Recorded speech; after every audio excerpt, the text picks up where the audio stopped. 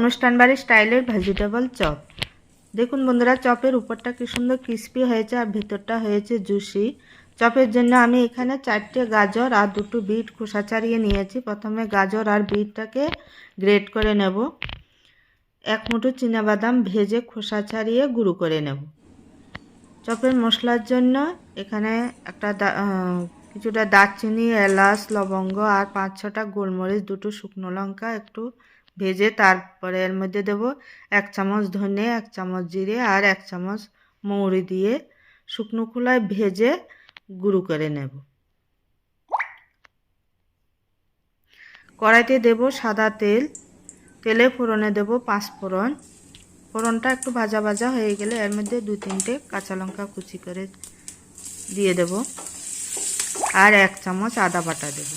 এবার ফোড়নটা সব কিছু 1 মিনিট ভেজে এর মধ্যে গ্রেট করা বিট আর গ্রেট করা গাজরটা দিয়ে দেব। দিয়ে সব কিছু মিশিয়ে নেড়ে চেড়ে আমি আগের থেকে সিদ্ধ করে ম্যাশ করে রেখেছি আলুর সিদ্ধটা দিয়ে দেব। দিয়ে এবার সব কিছু মিশিয়ে একটু শুকনো শুকনো হয়ে গেলে এর মধ্যে দেব পরিমাণ মতো লবণ আর গুঁড়ো করা বাদামের গুঁড়োটা দেব আর দেব ভাজা মশলাটা দিয়ে আবারও কিছুক্ষণ নেড়ে চেড়ে নেব। এবার 1/2 চামচ গোলমরিচের গুঁড়ো দেব আর দেব 1 চামচ চিনি দিয়ে সব কিছু দিয়ে শুকনো শুকনো করে নেব। এবার উপর থেকে দেব ধনেপাতা কুচি। এবার সব কিছু মিশিয়ে পুরটাকে নামিয়ে ঠান্ডা হতে দেব। এদিকে একটা ব্যাটার বানিয়ে নেব। এখানে আমি 1 বাটি ময়দা নিয়েছি।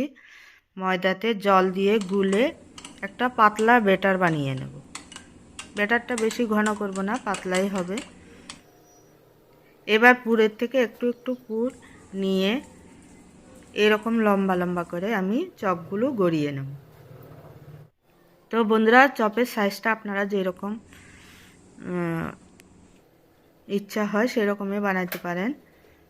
তো এবার আমি এটাকে প্রথমে গোলার মধ্যে ডুবিয়ে ব্রেড ক্রাম্বসে ডবল কোট করে নেব। এভাবে আমি সব চপগুলোকে তৈরি করে নেব।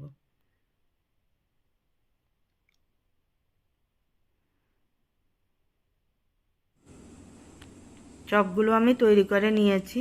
কড়াইতে দেব সাদা তেল। তেল গরম হলে একটা একটা করে চপ আমি ভাজতে দিয়ে দেব। প্রথমে আমি 4টে দিয়েছি।